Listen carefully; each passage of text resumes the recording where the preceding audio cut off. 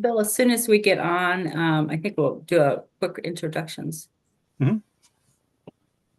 Okay, we should be on now. So welcome to session 5 of the Young Innovator Workshops, hosted by Mr. Bill Murray. All right, Bill, I think we are ready to go. So if you would like to introduce yourself, and then we can have everyone introduce themselves real quick and we can get moving. Yeah, well, thank you. I've got an exciting topic this morning. I'm Bill Murray.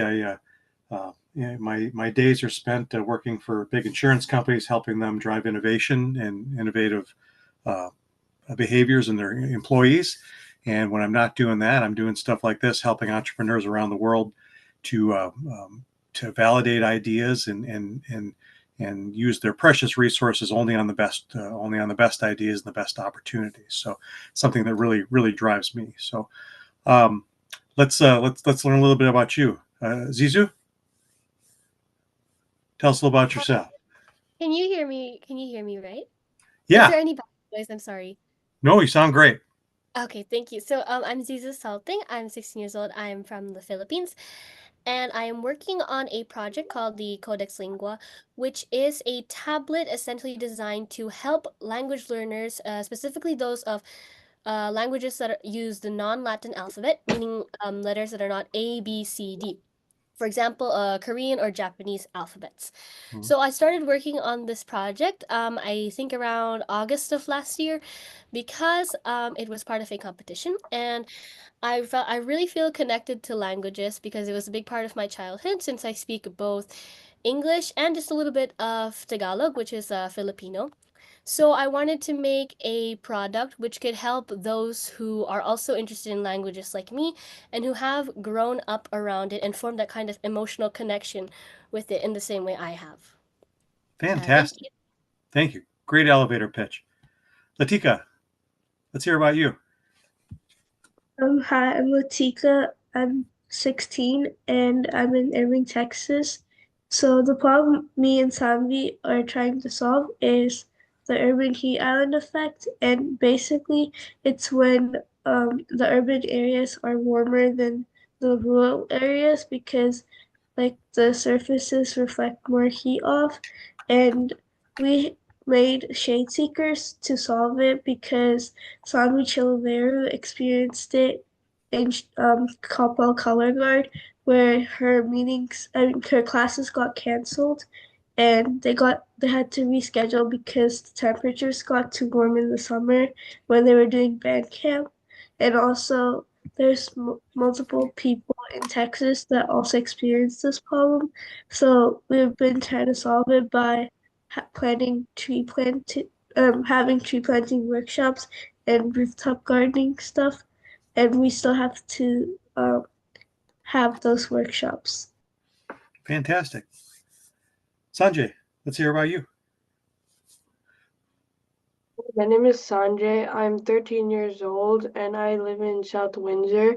And the project that I'm working on is something called Tic Tac Toe Track. And what it does is it helps mild cerebral palsy people to walk normally. So because of mild cerebral palsy, they have like spasticity in their legs.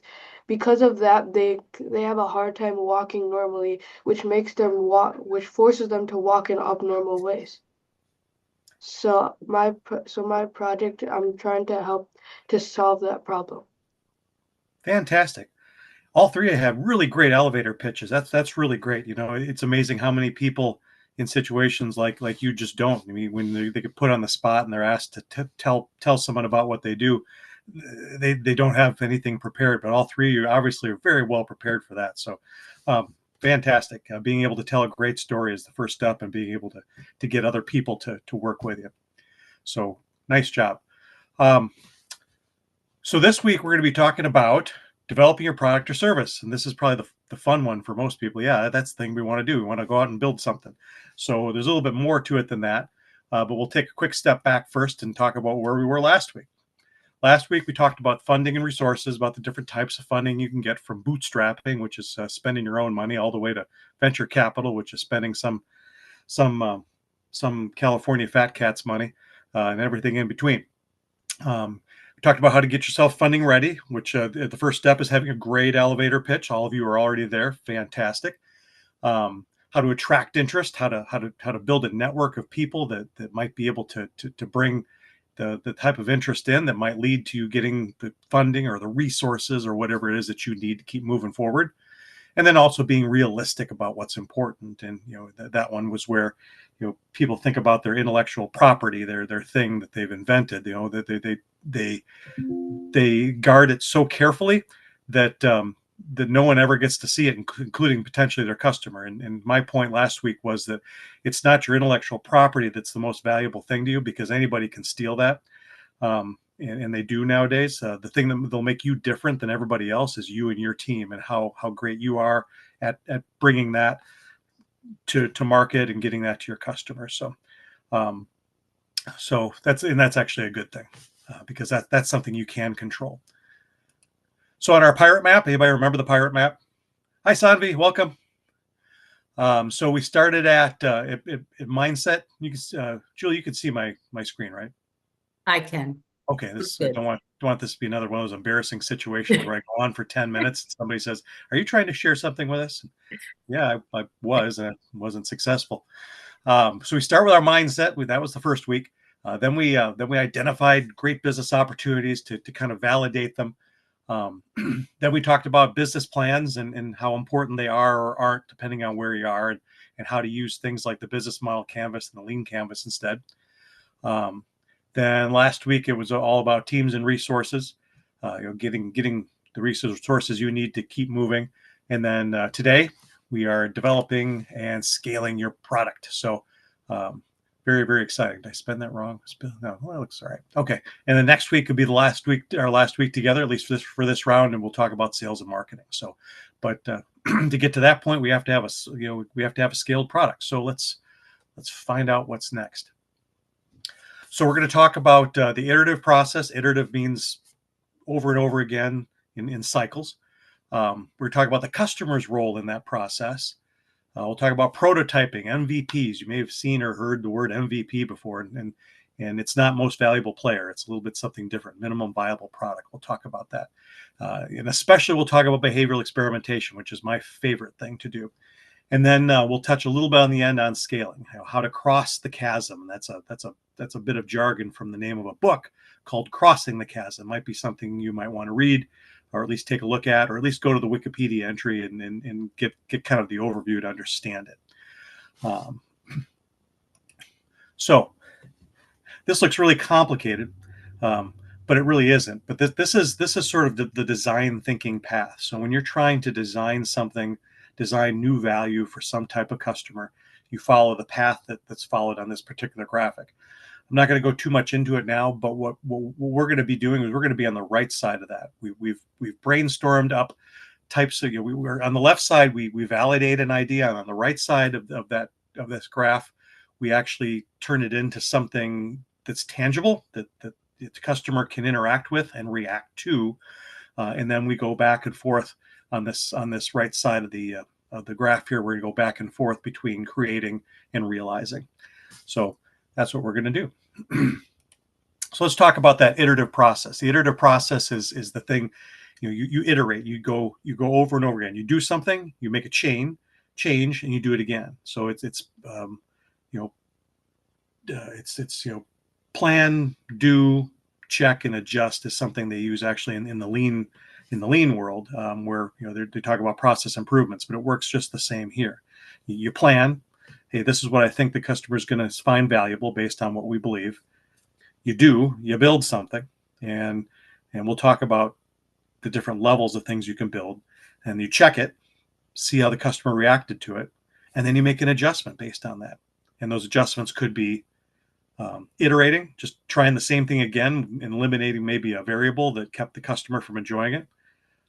You can pivot, which means you can say, hey, I missed something here. I either have the wrong product, the wrong customer, or the wrong problem. And you kind of go back, kind of like Monopoly. You go to jail, go directly to jail, do not pass go, do not collect $200. I don't know. Does anybody play Monopoly anymore? Maybe. Okay, good. Or you stop. You say, there is nothing here. And spending one more day on this would waste valuable money, time, something that I have in short supply. So this graph is really fun. I love this graph because it shows the granularity of your prototype. I use the word fidelity, but it's complexity. How complex a thing do you need to build? And that's on the y-axis, the one going up and down. The x-axis is your progress. It's time. So at the beginning of time, kind of by the little light bulb in the lower left-hand corner of that graph, you don't have a lot of evidence yet. You've talked to some customers, and some customers have said that they want something or that they need something or this is important to them, but you haven't actually seen them do anything yet to prove that what they say is actually what they'll do. And we talked about this a few weeks ago, the say-do gap. People say, yeah, I'd buy that. And then you show it to them and they say, well, I don't know, maybe next week. And again, it's not because people are bad or they're liars or something like that. It's just that when it actually comes time to do something, and especially to pay something, even if it's not money, it might just be time or something like that, it becomes a much bigger decision and it gets more complicated. So at the beginning there by the light bulb, you don't have a lot of evidence yet. So your granularity has to be very small too. The first thing you want to show your customer is something that's very quick to build and doesn't cost you anything so that your risk is very low. So once you have that valid idea customer problem, put your insights to work. Remember, the insights are the things that you come up with when you watch your customers and you talk to them. They answer your questions. You ask more questions, and you put all that together and you stir it up. And out of that comes some new beliefs. Oh, I see. This is happening to the customer because. And the customer usually doesn't tell you the because part because they don't even realize it themselves. It's up to you to discover it, kind of like a detective. And the second point there, the fidelity, that's the complexity, the cost of the initial version of your product should reflect the level of knowledge you have, which is very little. You don't really know anything. You have some beliefs. You have to start to prove them out or not prove them out. So let's see what's on the next one here. Yeah, so at the beginning, some of those initial experiments, those initial products might be a drawing. Maybe you use an AI program to draw you a picture of the thing that you think that you want to build for the customer. And then you print it on a piece of paper and you hand it to your customer. You say, here you go. Will this help you? They might say yes, or they might say no, or they might say, I'm not sure. But in that moment, you can interview them about it. You can ask them about, well, what do you like about what you're seeing here on this piece of paper? What don't you like? What would you change? And then that allows you to come back, draw it again, and maybe come back with a different picture, and then see how they react to it. And so, what's the cost of drawing a picture and printing it? Anybody know? What's the cost of that? How much does that cost in US dollars? Anybody? How much is a piece of paper? Here in the Philippines, around a stack of papers around I think 100 pesos, which could be, I think that's like 50 cents in America, if I'm right. Which is So a stack of paper. your one piece of paper cost half a cent. Yes, exactly. Okay, is that expensive? Anybody? Would you worry about half a cent? No. Only thing I worry about is how do I cut the penny in half? That's the only thing I'd worry about. So you could go out and do experiments like that, and you don't have to worry about anything. Don't worry if the customer doesn't like it. As a matter of fact, if the customer looks at your picture and says, I hate this, this is terrible, you don't know me at all, that's great. It's time to celebrate because you got the customer to get emotional about the thing you thought they might like. And in that moment, you can ask them all kinds of questions. Hey, that's great. Tell me more about why you don't like this so much. What's the thing you hate the most about it? Because that then tells you what not to do next time around. It's when somebody looks at something and they go, it's okay. I don't know what to do at that point because there's nothing there for me to take a next step on. So I have to show the customer something they either love or hate because those are the things that get people to talk. So sometimes I've worked with teams where they've actually intentionally shown the customer something that they knew was wrong, just to get the customer riled up, get them to say, oh, this is terrible. You didn't listen to me at all. And in that moment, then they start going off and this, and they talk about things they didn't even talk about in the interview. And the team learns these really, really cool things. So it's okay to accidentally show the customer something wrong, because it'll get them going. And that's what you want. You want the customer to tell you lots of things about something you show them. Once you get done with a piece of paper, and the other way to do this, we'll talk about some of these other things in a second. So let's go to this one. So the customer's role. So as I've been kind of implying here, if you let the customer help them, they will, especially that early adopter customer, the person who's really got that problem that you're trying to solve, and they're really trying to solve it. They desperately want to solve it. But for you, it's important as you're working with customers in this process, this iterative process, to kind of separate wants and needs. And what's interesting about this is customers will tell you what they want, but they'll only tell you what they want in the context of what they know. So there's an old saying, and it's not true, but they said that Henry Ford, the inventor of the not the inventor of the automobile, but the person who really brought the automobile to the American consumer through mass production, said if you asked the customer what they wanted, they would say faster horses. Now, that actually didn't happen, but it's true, because if you ask a customer what they want, I want a faster horse. They won't say they want a car if they've never seen a car before. So understand, the customer will say, yeah, I need a better computer. But actually, they don't need a better computer. They just need a digital assistant, or they need an AI assistant or something. You know about all the possibilities. They don't. So your job with them is to take, okay, what are they telling me when they say they want a faster horse? They're saying they need what they have now, but better, cheaper, faster, smarter. And so then for you to be able to do that, then that's disruption. You may have heard this word disruption before. Disruption is where you take an existing system, an existing product, and you change it so radically that it changes how people think about it. Like Uber was a disruption for the taxi industry. Before Uber, taxis, you called on the phone and maybe a taxi come to your house in an hour or so, and then they take you somewhere, and that was it. With Uber, you got on your phone, you pushed a button, the taxi, a person in their car who wasn't really a taxi driver, but they were just trying to earn some money, they came to you and they took you where you wanted, and then you could call them again later on. You could get them on the app again later on. So if you just meet the customer's wants, you're gonna be mediocre, and you're never really going to do that amazing thing. If you translate their wants into needs, hey, what the customer is saying is they need something that will blank. What is that blank? That's disruption. So as you're working with your customers, and when you have your insights, your beliefs, you want to start listing out what your risky assumptions are. And risky assumptions are behaviors that the customer has to engage in for you to be able to connect them with what it is you're trying to create. And so the riskiest assumption usually is customer will seek help. When I'm working with teams, they say, well, we're not sure what our riskiest assumption is. Well, usually the riskiest one is the customer will bother to try to solve their problem. Some customers, they've given up, or it's just not that big of a problem for them. They're not going to waste their time or their money. So you need to figure out is, hey, if we show the customer something, will they actually take a step towards using it? Will they appreciate it? Will they tell us how it could get better? So other assumptions might be, hey, customer will download an app. Customer will share a problem they have with someone. Something like that. They're always behaviors. Customer will blank. That's how you write them out. So as you're thinking about the thing you're trying to build for your customer, what is it that they have to do to be able to connect with it? Customer will pay.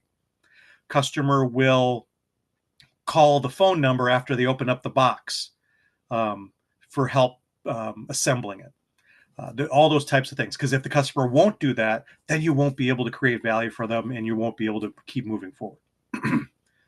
So we talked about your first prototypes, your first versions of your product. They won't exist. There'll be a picture.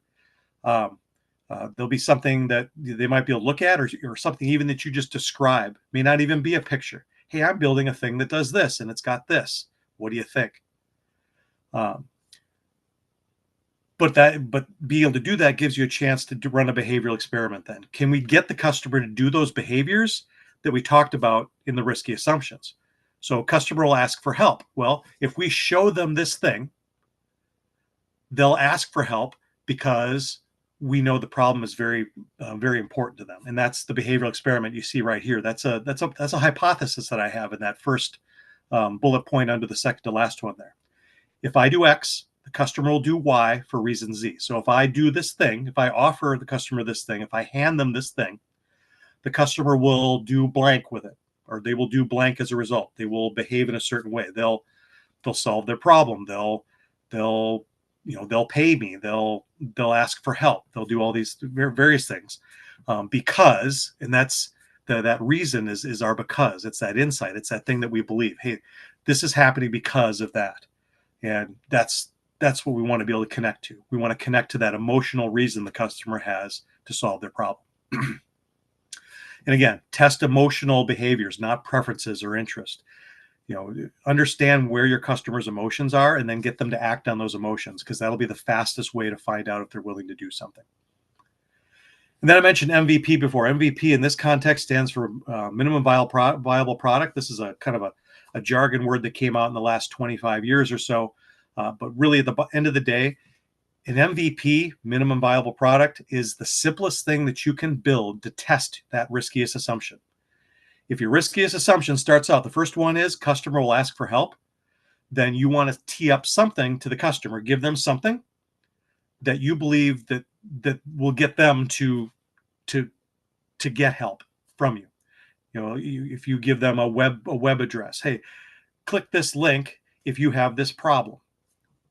If they don't click it, then that particular hypothesis has failed, and you have to figure out why.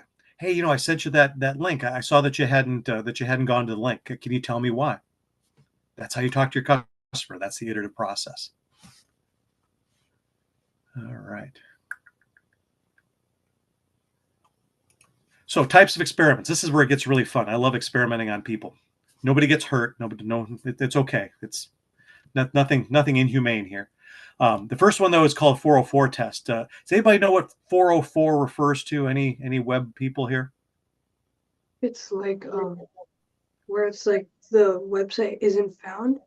Exactly. Yes. If you type in a web page that goes to a dead page, it doesn't exist, you get this thing that says 404. Couldn't find this page on Google. I think they show a little broken robot or something. They make it kind of fun. A 404 test is where you actually set up a real web page and you send people a link to go to your web page to purchase your product. And when they click on the web page, it comes to a real page, and it might say, click your state, click your country, or something like that. Where do you live? And they'll pick Wisconsin, where I live, for instance. And then it'll say, click here to buy. And they click to buy, and then a page comes and says, sorry, the product's not currently available in your state. Please type in your email address to get on our beta tester list, our early customer list. And you might say, well, that doesn't sound good. That sounds bad. Actually, it's really good because what you're doing is you're testing to see if the customer will click buy. And you're able to do it without ever having to build anything. You've got a picture on the web page. Here it is. Where are you from? Click to buy. Oh, sorry, it's not available in your area. And then you test to see if they're willing to give you an email address. Now, some entrepreneurs will take it one step further. I'll ask for them for a deposit, $20. Will you give us $20? Will you give us 2,000 pesos? To be on our waiting list. That's even better. Now that's something maybe adults should do. Maybe just work with an adult if you do something like that. But it's a great way to test to see how willing someone is to actually buy something. And then that gives you what you need to build the next higher level of product. So that one's really fun. The concierge test is another type of experiment where you kind of put everything out on a platter. A concierge is a person at a hotel that you might go to. There's a man or a woman behind the desk, and their job is to do whatever it takes to make that hotel guest happy. And so you go up to that person, you say, I need a reservation to this restaurant. And they know people, and they can get you a reservation, or they can get you a car, or whatever it is that you need to get.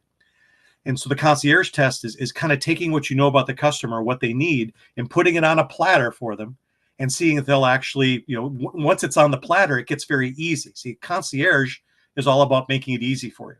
Hey, if I make it easy, the customer will take it. So that's a concierge experiment. That may not be the final version of what your product looks like, but it tests to see, hey, if I make it easy, can the customer accomplish this? And that's a really fun one too, because you get to really interact with the customer too. The Mechanical Turk or Wizard of Oz test is one where it looks like something is automated and technical, but it's actually you behind the curtain, like the Wizard of Oz, pulling all the levers and turning all the cranks and pushing all the buttons.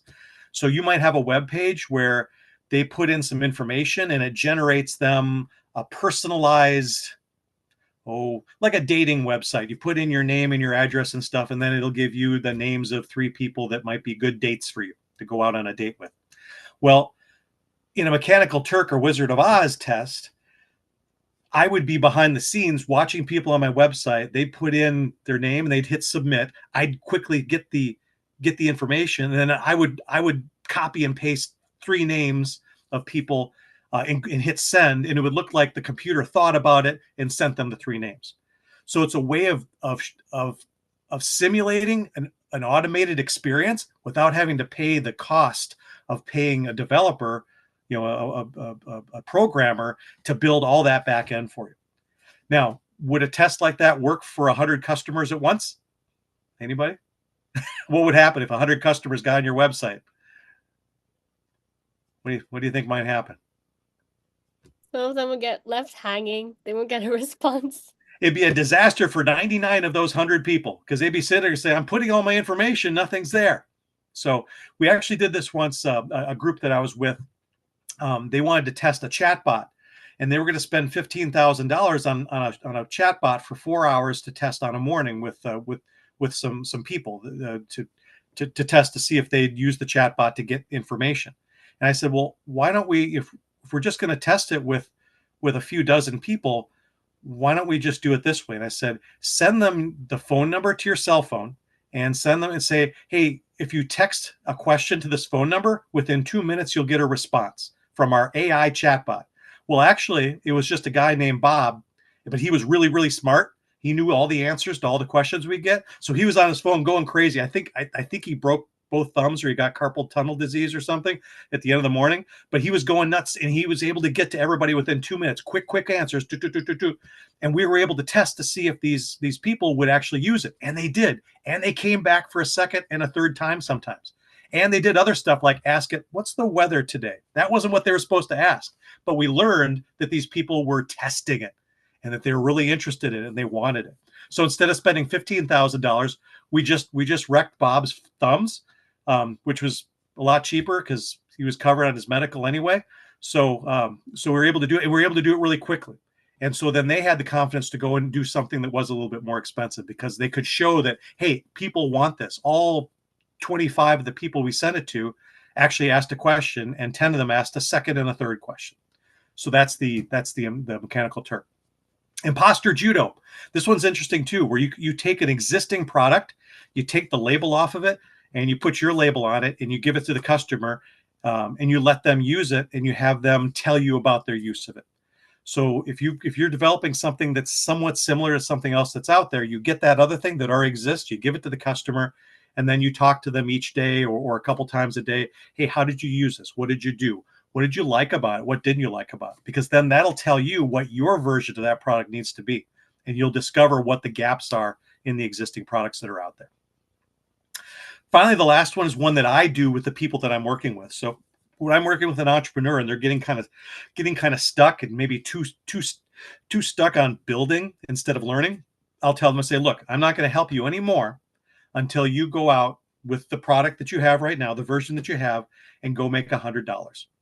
And I make them go out in the community, find people that would be interested, and try to make $100. And I say, don't come back until you have $100.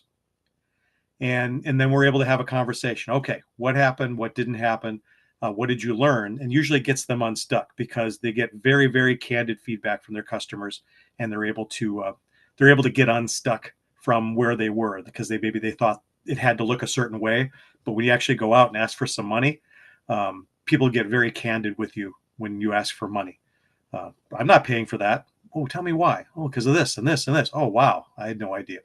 So Asking for money is really important, or time, or whatever it is that you might be asking for in what it is that you're doing, and asking early on, because if your early adopter customer, that person that has the biggest version of the problem, isn't willing to support you early on, they're not going to help you later on either. So answering that question early will help you understand what it is that's valuable to people and what isn't. And it can be frustrating, but the most frustrating thing is keeping going on and on and on when you shouldn't have. When the customers were actually telling you no early on. One of my sayings that I say to the teams I work with is, if the customer says no, believe them, but also ask them why. Tell me, yeah, no, fantastic. Thanks for telling me no. Tell me why. Tell me what else. Tell me the other thing. Tell me the last time that you solved this problem. What did you do then? All those sort of things will help you to be able to make that pivot that we talked about, or that iteration. All right. Last but not least, scaling. Scaling is going from that mechanical Turk where you can only talk to one person on the web page at once, to the point where you can have 100 people on your dating website at once, and they can all get dates automatically and that sort of thing. So this is that crossing the chasm thing. So you'll want to look that up. Just go to Wikipedia and look at the and you can look at other people's comments about the book. If you really like reading, that's fine too. It's kind of a long read, and I think some of the other online things will help you get to the point. But it's well written. I mean, there's nothing wrong with it. But the chasm is the spot between where your early adopter is on the adoption curve of different types of customers, and where your early majority is. So that early adopter is the person that's got a really intense version of the problem. They really want to solve it. The early majority, they've got the problem too, but they're a little nervous about doing anything. That early adopter, they need lots of 5-star Google reviews before they're going to buy something. Like last night, I was looking to buy a radio. I wanted to buy a radio for my office, just to listen to the radio during the day. And I was looking through. Some of them look good, but they didn't have a lot of reviews, so I didn't buy it, because I'm not going to buy. There's certain things I want in a radio. I know it sounds old fashioned, but I still like listening to the radio. There's certain things I want in the radio. I want to make sure that it works and that it gets reception indoors. And if I don't know those things, I'm not going to buy it. Even though I need a radio, I'm not going to buy one without that. So I'm like an early majority person. So this step is where you move from product innovation, like iterating on your product. And this is where you move now to marketing innovation. This is where you iterate on your marketing. We'll talk about marketing next week, but it goes from, okay, we've got our product now and we know it works and we know that it's the right product. How do we now become more innovative in how we engage potential customers with it, how we get them to it, and how we show them that it's the solution that they need and will solve their problem. So that's sort of a transition that happens there before and after that kind of that thick black line there. So that'll kind of lead us into next week. So that's kind of the program. What thoughts or feedback or questions do you have?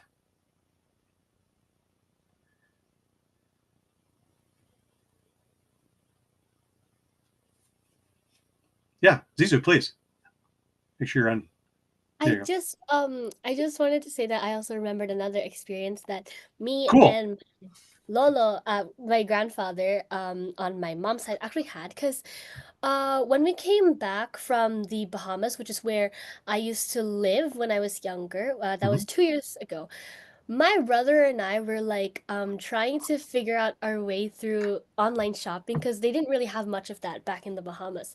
Ah, So what my grandfather, or Lolo, as we call him here in the Philippines, what my Lolo taught us was that if the product doesn't have a lot of reviews, don't buy it, because you don't know what you're getting when you buy a product with like no reviews. And then I'm also sometimes suspicious because a lot of the products here have only like one 5-star review, which gets me suspicious because I start thinking it's a bot that they asked to rate their product. yep. But yeah, I'm just glad that you were able to put it in perspective so I can see how my experience as a customer can help me in my experience as a entrepreneur. Thank you. Yeah, thank you. And sometimes it goes beyond the 5-star reviews. They want to see customer videos. They want to see the customer talking about it, because again, so many reviews are fake nowadays. So How do we know which ones are fake? Well, a video is a lot more powerful. So can you get your customer, and this is taking your customer from satisfied, which is, hey, this product met my needs, to the next step, which is passionate. Hey, I love this product and I want everyone I know to have it too. How do you do that? Well, you work with your customers to get them up to that point where they're willing to do a review, where they're willing to do a video, where they're willing to actually help you. That's what you want to do in your marketing. We'll talk about that next week. How do you optimize your marketing to get people to passionate, not just satisfied. Satisfied's fine, and maybe they'll come back again, but they aren't going to tell anybody. So marketing is expensive when you have to keep buying customers. Marketing gets cheap when you create people that will go out and get you customers for free. That's called the engine of growth. The engine of growth is not by you marketing, it's by your customers marketing. And that's when you know you've built something that's really, really helping people, because they can't imagine anybody they know not living without it. Sanjay, Latika, Sanvi, any thoughts, feedback, thoughts, stories that you have?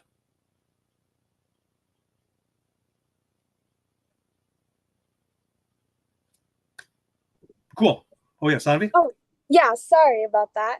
No. I think thank you so much for sharing more about like your experience and also just your knowledge on the different products and how you can really reach customers. I think definitely did not know that you could offer your product in different ways to see if customers would actually buy in. I think you said the concierge where you offer it on a platter. I think Yep. that was really cool, and I never really thought of it in that way, that you could give it to them and see how they might how if they would want to support your product or buy it. But yeah, thank you so much for sharing. I think this was a great call, and I really appreciate how you dived more into that. Thank you. Yeah, I love the concierge test, because it allows you to test how easy do I have to make it for my customer to act. And it solves that problem for you. That initial risky assumption, customer will accept help or customer will seek out help. Okay, if I'm going to put it on a platter and all they have to do is pick it up. And then I can also test to see which thing do they pick up off the platter. I can put 3 or 4 things on the platter, kind of almost like dinner. I've got 4 different appetizers on the platter. Did they pick the salmon puff? Did they pick the stuffed mushroom? Did they pick the shrimp? Which one do they want? And that also tells me things. Hey, I see you picked the stuffed mushroom. Why'd you pick the stuffed mushroom? And then you'll learn. And then that sometimes allows you to narrow what you're offering too, which is a big help. Because that saves you a lot of time and money and other resources. If you don't have to offer 4 things, you only have to offer 1. That's great for you, and it's a great learning, and it's a cheap way to learn. Cool. Anybody else? Otherwise, I know we're over time. I don't want to keep anybody from their Saturday morning activities, or sorry, Zizu, Saturday evening. Sunday morning for you almost. Cool. Well, thank you. Julie, take it away. Great session. Thanks, Bill, as always, and we look forward to next week. And I hope all of you will join us again next week for the final workshop of this round, as Bill said, because I think we might be doing some things in the future with him too. So have a great week, and we'll see you next time. Thank you. Thank you. Have a good Bye-bye. week. Thank Bye-bye. you. Thank you so